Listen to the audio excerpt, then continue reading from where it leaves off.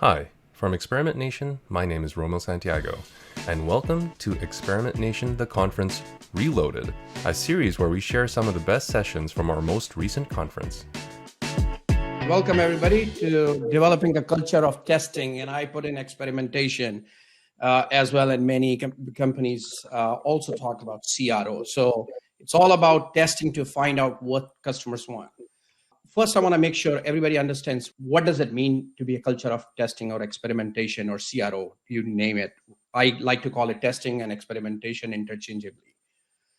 So, and experimentation needs to be embraced across the entire organization. And it's not just at one level, everybody needs to embrace it. That's the way to do work, is always experiment before you go and put some feature, product, release something new to the customers. So that's part of the process rather than being one-off thing that you like to do. So as a culture, this is the way it happens. So in order to create this presentation, I could have gone and provided my point of view on how it should be built, but that's a very short view, it's within my working frame.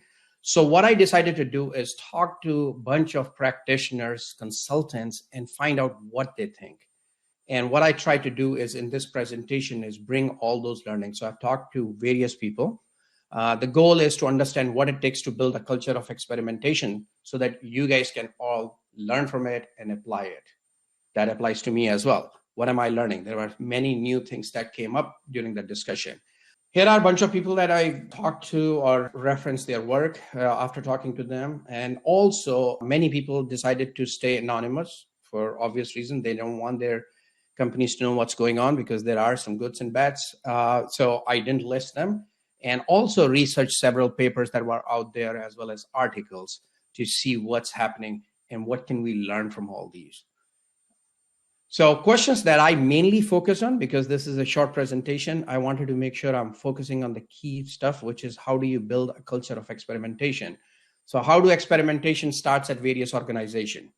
So, and then how do you involve other groups and get them on board? Because that's part of the critical thing, is because if you go back to the definition of culture of experimentation, it has to be across the organization. And then how do you get C-level support? That's the critical thing that came up again and again in the discussion, because C-level support is critical for making sure that the experimentation or testing program is going to be successful. And then also ask for advice on where should people start. There were a bunch of other questions I asked, but the main theme was these questions. And based on answers that I got, I put this presentation together. So 3 ways that I saw consistently how experimentation starts in any organization. 1, C-level initiative. This is where somebody went to a conference, heard about how to get experimentation and why this is the right way to do stuff, or they came from an organization where experimentation was part of the process. So C-level comes in, they start and say, we need to start doing this. So it starts from there. Then there are disjointed experimentation efforts by various US products, analytics, various teams. It could be from anywhere. So these are like one team member decides to do experimentation because, again, they learned something somewhere, or this is the way they were doing stuff in their previous organization. Or they want to just test out because they have a friend who's doing something. So whatever their reason is, but it's their effort that's happening within their group or their product line or their line of work. And then there is a lone wolf excited about experimentation who wants to build a team and say, you know what, this is pretty cool. I am going to take this initiative. Nobody else is doing it. I need to go build a team around it, and I need to get support. So those are pretty much 3 ways on how experimentation starts. So C-level initiative, you get commitment for support across the organization.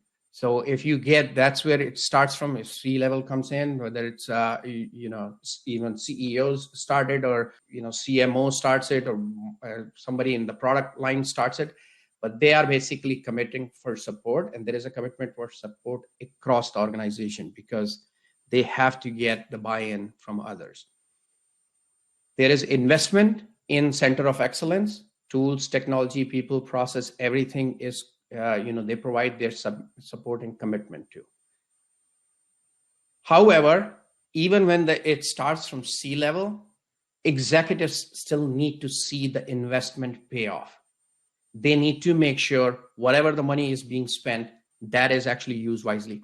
One of the things I noticed here is, and I'm not vouching for any tool, but Adobe Target folks or Adobe Analytics, they did a great job in selling the value of experimentation to C-level.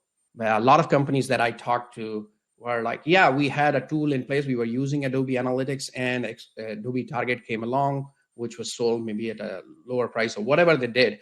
And that's how it got into the organization. And they said, well, we are paying some money to it. Let's see the value. So executives still need to see the investment payoff.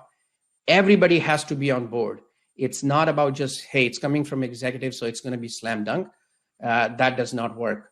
One company even fired people who resisted the change. That was pretty extreme, but that what happens because it's coming from C-level. So either get on board or get fired. But your job, if you are in that situation and your C-level says, let's do it, you still have to get the buy-off and make sure people don't get fired. And it still takes time. Then there is disjointed experimentation. Experimentation is part of different teams where, different teams are doing experimentation in disjointed way. There is no process in place. Different tools are being used. Somebody's using Optimizely, somebody's using a homegrown tool or Adobe Target. There are no sharing of best practices. Maybe one-off happening, but they're not being widely shared. No statistical rigor. This was a very common thing that came up when people do it random. They're not paying attention to how statistically relevant their results are, and no senior leadership, so scalability becomes an issue. And there is a lot of politics that comes in the way to actually make that a program across the organization. Then there is lone wolf, could be a part of product team, UX, analytics, marketing team. This is one person.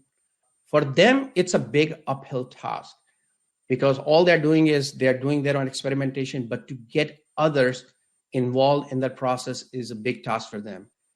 For them, it becomes necessary to get C-level support. So if you're one of those who's starting and doing experimentation at your work, try to get C-level support as soon as possible. They need a propaganda test to get attention because nobody's going to pay attention to say, hey, we tested 2 buttons. This has a 0.15% conversion, higher conversion, or 100% higher conversion, unless it actually creates some kind of stir in the organization, some kind of get people to talk. So you need some kind of test to get people's attention. It could be highly controversial thing that you can do, but then you're also risking your reputation as well, or your job maybe. But be careful with that. And if you can get that, you will get the attention. I've seen this when I was talking to a few companies. There were a few folks who did exactly that to get attention. And you need sales skill in that scenario to make sure everybody listens to you and you can sell the value. You need to understand politics. That's critical to cut across organization.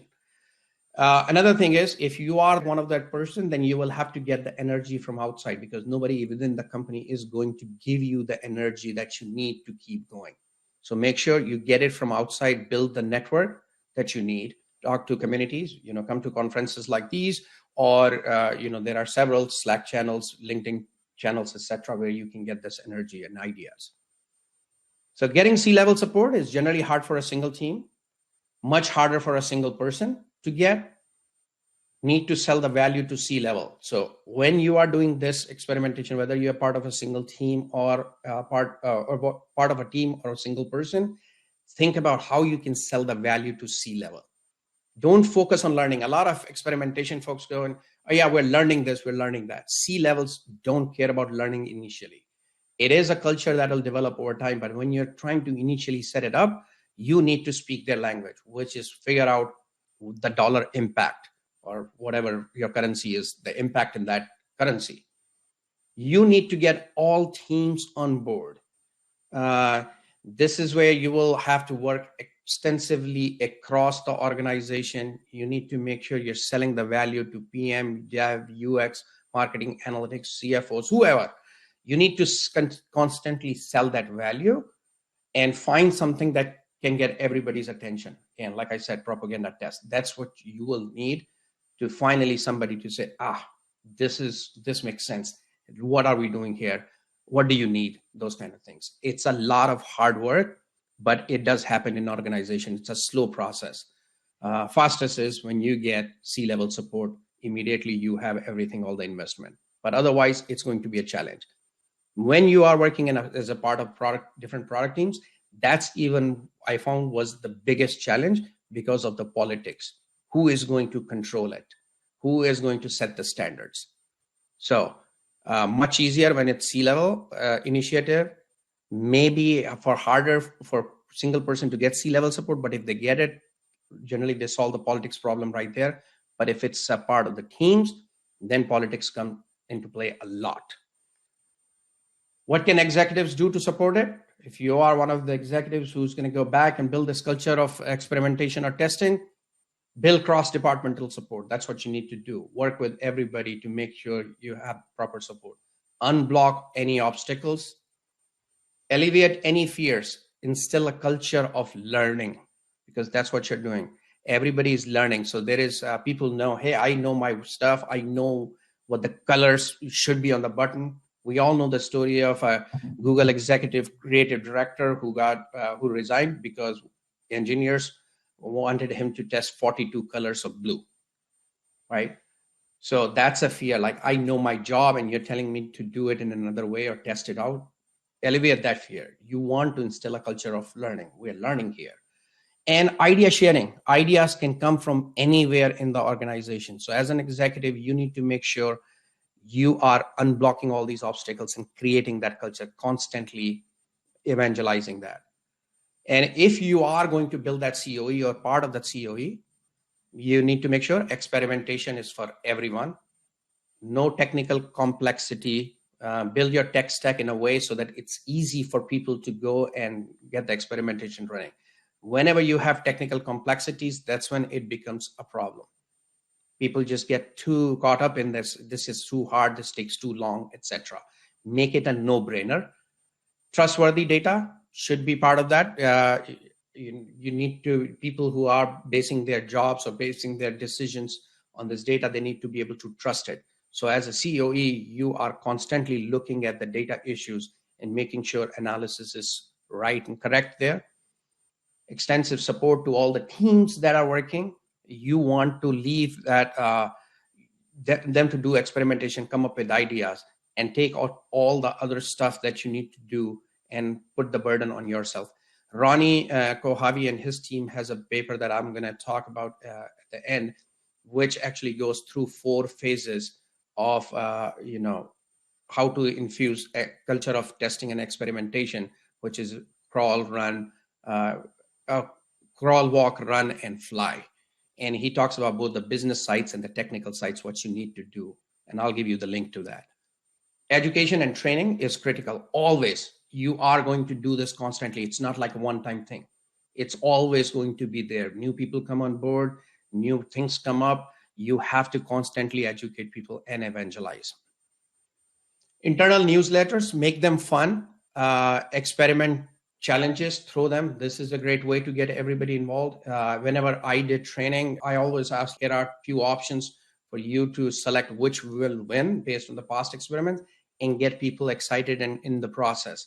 And it's amazing to see how people are like, oh, I was wrong. Oh, I did not know that kind of things. So take experiments that you have done or the ones you are going to conduct and put them in your newsletter so that people can see, vote on them. Blog, share your success, failures, and learnings. It's most of your experimentations, as you know, are not going to be successful, right? Part of success is learning. So put those in as you grow your experimentation culture. Wiki Slacks are all good. Weekly, monthly brown bags were found to be very useful, where people can come in, learn about different things, learn about different experiments that are going on in the organization or maybe externally. Big roadshows could be like a one-day thing where you have you're presenting with external or internal speakers. Make sure to bring internal speakers. So if you have awesome test or something good learning, or even like, hey, this is the team that's getting on board and these are the challenges they faced and how they overcame those challenges, Make internal folks heroes. They are the ones who are going to evangelize. Once you bring somebody on in front, they are the ones who will promote you. So that'll help getting the culture of experimentation going. And one-to-one to those who are skeptical. Skills you need: selling is a critical skill. You will always be selling. Negotiations, you will be negotiating with lots of organization departments within your company. So that you need that skill to say, what are the trade-offs? How can you support them? What support do they need, and what you need from them, etc. So negotiations are key. People who are not going to be good at selling and negotiation, they can be lone wolves, but it's not going anywhere. So it's better you find another organization where it'll be better, or you just learn these skills so that you can actually go tackle those obstacles. Influencing people and storytelling. You need to be able to tell the story behind each of these experiments. Why are we doing this, and what was the result? All that stuff in a way so that it creates people to go, yes, I want to do it. So key takeaways: get executives on board as soon as possible. That's number one. If you are one who is fighting for this or doing experimentation, being frustrated, go get executives on board. Find something of value to showcase and get the conversation going. It could be your propaganda test. Work hard to sell the value across the organization. This is, again, going back to the selling and negotiation skills. Educate, train, share, and support is going to be critical. When you build your COE, you have to educate, train, share, and support all these people over and over again. If you can't do that, you're done. Even if you have a team of 100 folks and you think like everybody knows in the organization, larger organizations, then you still need to do it. And this is an everyday task. Find your energy by connecting from like-minded external folks. So here are the recommended articles: The Evolution of Continuous Experimentation in Software Product Development. So I will be able to give you these slides. So if you want to reach out to me, then I'll send you the slides. You don't have to note everything here. Carter's 8-step change model, which talks about, the first one talks about the crawl, walk, run phase of experimentation. The second one is about creating a culture, changing the culture within an organization, how you can do that. And then building a culture of experimentation. This is another one. These are some case studies.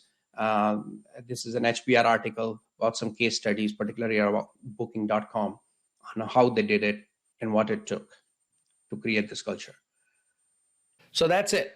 I hope you found this presentation useful. If you want the slide deck of this presentation, then go to the URL that's showing up on your screen and download the presentation.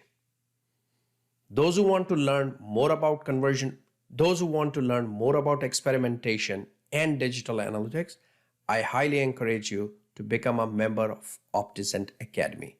The URL for that is also shown on your screen. And finally, let's connect. My LinkedIn information is right in front of you. Go ahead and connect, and let's have a conversation about experimentation and digital analytics. Thank you.